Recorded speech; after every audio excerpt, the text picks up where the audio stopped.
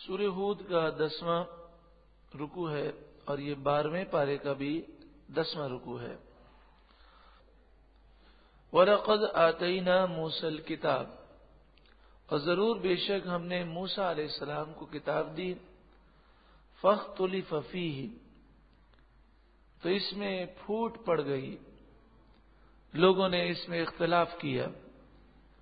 وَلَوْلَا كَلِمَةٌ سَبَقَتْ مِن رَبِّكَ،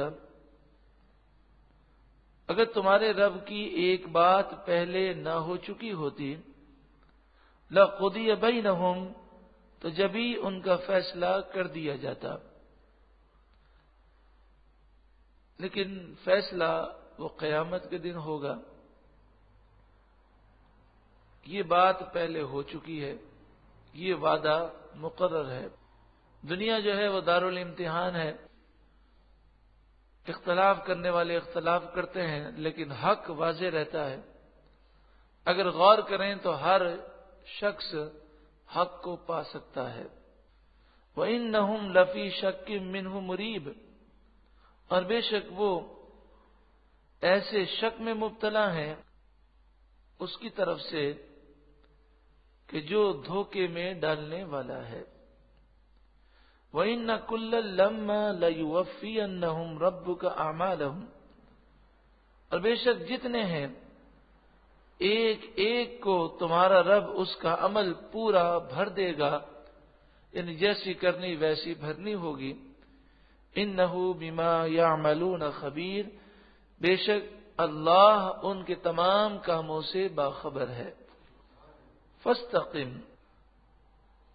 تو آپ قائم رہیے، کما امرتا، جیسا کہ آپ کو حکم دیا گیا، اسی طرح آپ دین پر قائم و دائم رہیں۔ وَمَن تَابَ مَعَكَ، اور جو آپ کے ساتھ رجوع لائے وہ مومنین بھی اسی طرح دین پر قائم و دائم رہیں۔ وَلَا تَطْغَوْا، اور اے لوگوں تم سرکشی نہ کرو۔ إِنَّهُ بِمَا تَعْمَلُونَ بَصِيرٌ، بے شک اللہ تمہارے تمام کاموں کو دیکھنے والا ہے۔ وَلَا تَرْكَنُوا إِلَى الَّذِينَ ظَلَمُوا، اور ظالموں کی طرف تم نہ جھکو، یعنی تمہارا جھکاؤ کافروں کی طرف، یہودیوں، عیسائیوں، ہندوؤں، کافروں، مشرکوں کی طرف نہ ہو، اسی طرح بد عقیدہ، بد مذہب لوگوں کی طرف نہ ہو، کیونکہ انسان کا اگر جھکاؤ ظالموں کی طرف ہوگا تو یہ جھکاؤ اسے جھکاتے جھکاتے جہنم میں پھینک دے گا۔ فَتَمَسَّكُمُ النَّارُ، ورنہ تمہیں جہنم کی آگ چھوئے گی۔ وَمَا لَكُم مِّن دُونِ اللَّهِ مِنْ أَوْلِيَاءَ، اور اللہ کے مقابلے میں تمہیں کوئی دوست کام نہ آئے گا۔ ثُمَّ لَا تُنصَرُونَ، پھر تمہاری مدد نہ کی جائے گی۔ اگر انسان سے غلطی ہو جائے تو اسے چاہیے کہ فوراً توبہ کر لے، اور احادیث طیبہ میں سکھایا گیا کہ وہ فوراً کوئی صدقہ دے دے، صدقہ دے دے، خیرات کرے، وہ استغفار کرے، کوئی نیکی کرے، کہ نیکیاں جو ہیں وہ گناہوں کو مٹا دیتی ہیں، اور صدقہ جو ہے رب کے غضب کو بجھا دیتا ہے، اور اس کی برکت سے توبہ قبول ہو جاتی ہے۔ اور سب سے بڑی جو نیکی ہے ایمان کے بعد وہ نماز قائم کرنا ہے، تو جتنا ہو سکے نوافل کی طرف ہمیں توجہ دینی چاہیے۔ اللہ ہمیں عمل کی توفیق عطا فرمائے۔ حضرت حسین بن منصور حلاج رحمت اللہ تعالی علیہ کثرت سے نوافل پڑھا کرتے تھے، یہاں تک کہ جب آپ کو جیل میں ڈالا گیا اور آپ کے پاؤں میں بیڑیاں ڈالی گئیں، زنجیروں سے آپ کو جکڑ دیا گیا، پھر بھی آپ جیل میں 1000 رکعت نوافل پڑھا کرتے، اور یہ معمول آپ کا روزانہ کا تھا۔ تو جتنا ہو سکے، ورنہ کم از کم انسان فرائض، واجبات، سنت مؤکدہ کی تو پابندی کرے۔ یہ ہم اگر تھوڑا سا اس پر عمل کر کے دیکھ لیں کہ جب بھی نماز پڑھیں سکون سے پڑھیں، اطمینان سے پڑھیں. جس طرح انسان عمرہ کیسے سکون سے کرتا ہے، حج کے لیے کتنا اہتمام ہوتا ہے، تو نماز عمرے سے بھی افضل ہے اور حج سے بھی افضل ہے، تو بڑا اہتمام ہونا چاہیے. تو سکون سے نماز پڑھ کے دیکھیں، اور پھر نماز پڑھنے کے بعد فوراً نہ بھاگیں، بلکہ کچھ وظائف پڑھیں، اطمینان سے دعا کریں. آپ دیکھیں کہ کتنا سکون ملتا ہے، کتنا چین نصیب ہوتا ہے، اور کیسی دعائیں قبول ہوتی ہیں. وَأَقِمِ الصَّلَاةَ، اور تم نماز قائم رکھو، طرفَيِ النَّهَارِ، دن کے دونوں کناروں میں. دن کے دونوں کنارے،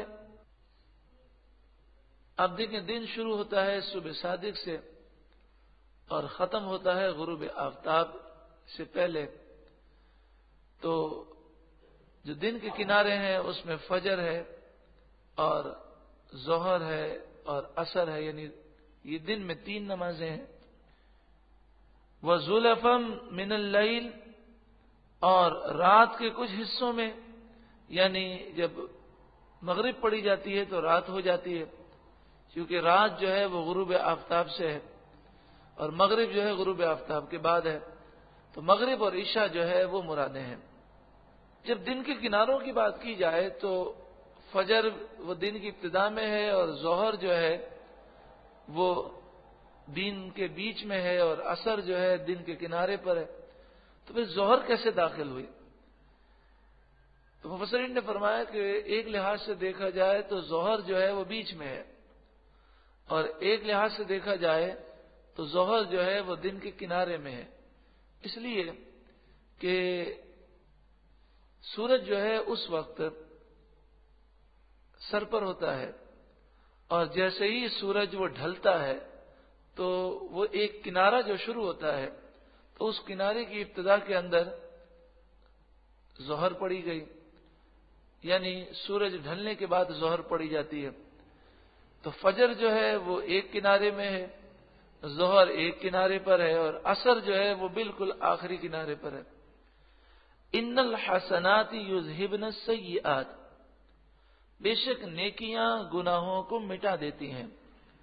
ذالک ذکری للذاکرین، یہ نصیحت حاصل کرنے والوں کے لیے نصیحت ہے. واصبر، اور تم صبر کرو. فإن اللہ لا یضیع اجر المحسنین، بس بے شک اللہ نیکی کرنے والوں کے اجر کو ضائع نہیں فرماتا. یعنی جب کوئی صبر کرتا ہے تو صبر کرنا نیکی ہے، اللہ تعالیٰ اسے اس کا صلہ ضرور عطا فرماتا ہے اور اس کی تکالیف دور ہو جاتی ہیں، اس سے اچھا اللہ اسے بدل عطا فرماتا ہے. فلولا کان من القرون من قبلکم اولو بقیہ، تو کیوں نہ ہوئے تم سے پچھلی قوموں میں ایسے لوگ جن میں بھلائی کا کچھ حصہ لگا رہا ہوتا. یعنی جو لوگ ہلاک ہو گئے ان ہلاک ہونے والوں میں کوئی ایک بھی ایسا نہ تھا کہ جس میں بھلائی کا خیر کا کوئی حصہ باقی ہو. وہ مکمل شر کا مجموعہ بن چکے تھے. ینہون عن الفساد فی الارض، کچھ بھلائی ان میں ہوتی کہ وہ لوگوں کو زمین میں فساد سے روکتے، لیکن ایسا نہ ہوا، لہذا سب کو ہلاک کیا گیا. الا قلیلا، ہاں تھوڑے ایسے لوگ تھے، ممن، ان میں سے جنہیں انجینا منہم، ہم نے ان میں سے نجات عطا فرمائی. یعنی جنہوں نے برائی سے روکنے کی کوشش کی اور خود بھی برائیوں سے بچے، اللہ نے انہیں نجات عطا فرمائی. واتبع الذین ظلموا ما اترفوا فیہ، اور ظالم اسی عیش کے پیچھے پڑے رہے جو عیش انہیں دیا گیا. یعنی وہ دنیا کی نعمتوں میں مست رہے، گناہ کرتے رہے، آخرت کو انہوں نے فراموش کیا. وہ کانو مجرمین، اور وہ مجرم تھے. وما کان ربک لیہلک القری بظلم، اور تمہارا رب ایسا نہیں کہ بستیوں کو بے وجہ ہلاک کر دے. وَأَهْلُهَا مُصْلِحُونَ، اور ان کے لوگ اچھے ہوں. تو ہلاک اللہ رب العالمین کسی کو بے وجہ نہیں فرماتا. اگر لوگ اچھے ہیں تو وہ ہلاکت سے ضرور بچائے جاتے ہیں، یہ اس کا فضل ہے.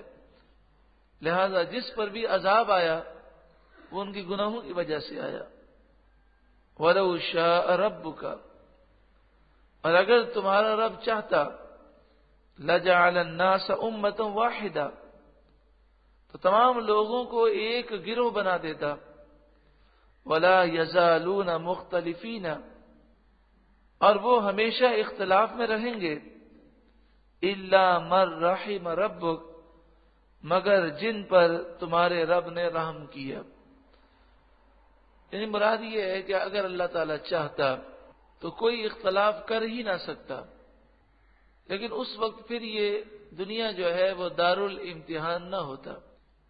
اس میں دونوں راہیں دکھا دی گئیں، اور دونوں راہ میں سے جس راہ پر چلنا ہے اس کا اختیار دیا گیا.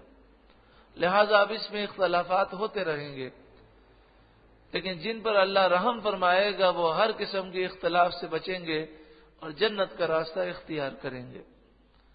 وَلِذَلِكَ خَلَقَهُمْ، اور لوگ اللہ ہی نے بنائے ہیں. وَتَمَّتْ كَلِمَةُ رَبِّكَ، اور تمہارے رب کی بات پوری ہو گئی. لَأَمْلَأَنَّ جَهَنَّمَ مِنَ الْجِنَّةِ وَالنَّاسِ أَجْمَعِينَ، کہ رب العالمین نے فرمایا ضرور بضرور میں جہنم کو جنات اور انسان تمام سے بھر دوں گا. تو وہ بات پوری ہوئی، جنہوں نے گناہ کیے وہ جہنم میں ڈال دیے جائیں گے. وَكُلًّا نَقُصُّ عَلَيْكَ مِنْ أَنْبَاءِ الرُّسُلِ، اور سب کچھ ہم تمہیں رسولوں کی خبریں سناتے ہیں. مَا نُثَبِّتُ بِهِ فُؤَادَكَ، یہ وہ واقعات ہیں کہ جس سے تمہارے دل مزید مضبوط ہو جائیں. ہم تمہارے دل کو مزید مضبوط کرتے ہیں. وَجَاءَكَ فِي هَذِهِ الْحَقِّ، معلوم یہ ہوا کہ صالحین کے واقعات سننا، اور واقعات کو اس طرح سننا کہ جس نے اچھا کیا اس کا انجام اچھا ہوا، اور جس نے برا کیا اس کا انجام برا ہوا. پچھلے لوگوں کے ساتھ بھی یہ معاملات تھے. یہ واقعات سننے سے انسان کو روحانیت ملتی ہے، اور اس کا دل جو ہے وہ دین اسلام پر مستقیم ہوتا ہے. وَجَاءَكَ فِي هَذِهِ الْحَقِّ، اور اس صورت میں تمہارے پاس حق آ گیا. اس سورہ ہود میں بڑی ترتیب کے ساتھ مختلف قوموں کے واقعات اور ان کے ہلاک ہونے کا ذکر کیا گیا. وَمَوْعِظَةٌ، اور تمہارے پاس تمہارے رب کی طرف سے نصیحت آ گئی. وَذِكْرَىٰ لِلْمُؤْمِنِينَ، اور مسلمانوں کے لیے نصیحت. وَقُلْ، اور آپ فرمائیے، لِلَّذِينَ لَا يُؤْمِنُونَ، ان لوگوں سے فرمائیے جو ایمان نہیں لاتے. اعملوا علی مکانتکم، تم اپنی جگہ کام کیے جاؤ. یہ اجازت دینا نہیں مراد، بلکہ ناراضگی کا اظہار کرنا ہے. کرتے رہو جو کرنا ہے تمہیں، تم اپنا انجام دیکھ لو گے. انا عاملون، بے شک ہم بھی نیک اعمال کرنے والے ہیں. ہم نیک اعمال کرتے ہیں اور تم گناہ کرتے رہو. وانتظروا، اور تم انتظار کرو. انا منتظرون، بے شک ہم بھی انتظار کر رہے ہیں. تم جہنم کا انتظار کرو اور ہم جنت کا انتظار کر رہے ہیں. وَلِلَّهِ غَيْبُ السَّمَاوَاتِ وَالْأَرْضِ، اور اللہ ہی کے لیے ہے آسمان و زمین کا غیب کہ اس کے بتائے بغیر کوئی نہیں جانتا، اور جسے وہ بتائے اور جتنا بتانا چاہے وہ ہر چاہت پر قادر ہے۔ اس نے اپنے محبوب کو اولین اور آخرین کا علم دیا، لوح و قلم کا علم دیا، قیامت تک کے تمام باتوں کا علم عطا فرمایا، جیسا کہ بخاری شریف کی کئی حدیثوں میں اور دیگر کتابوں کی حدیثوں میں یہ بات موجود ہے۔ تو وہ اللہ کی عطا سے ہے، اللہ کے بتائے بغیر کوئی نہیں جانتا۔ وَإِلَيْهِ يُرْجَعُ الْأَمْرُ كُلُّهُ، اور اسی کی طرف تمام کام لوٹائے جاتے ہیں، یعنی سب کچھ اسی کے حکم سے ہوتا ہے، اسی کے اذن سے ہوتا ہے، اسی کی اجازت سے ہوتا ہے۔ فَاعْبُدْهُ، تو تم اس کی بندگی کرو، وَتَوَكَّلْ عَلَيْهِ، اور اسی پر بھروسہ رکھو۔ یہاں پر جب ہم یہ کہتے ہیں کہ سب کچھ اللہ کے اذن سے ہوتا ہے، تو بعض لوگوں کے ذہنوں میں یہ وسوسہ پیدا ہوتا ہے کہ وہ وسوسہ یہ پیدا ہوتا ہے کہ جب اللہ کے اذن سے ہی سب کچھ ہوتا ہے تو پھر بندہ گناہ کرتا ہے تو اس میں اس کی پکڑ کیوں ہے؟ دیکھیں، اذن ہونا اور چیز ہے اور رضامندی، راضی ہونا اور چیز ہے۔ اذن مانے اجازت۔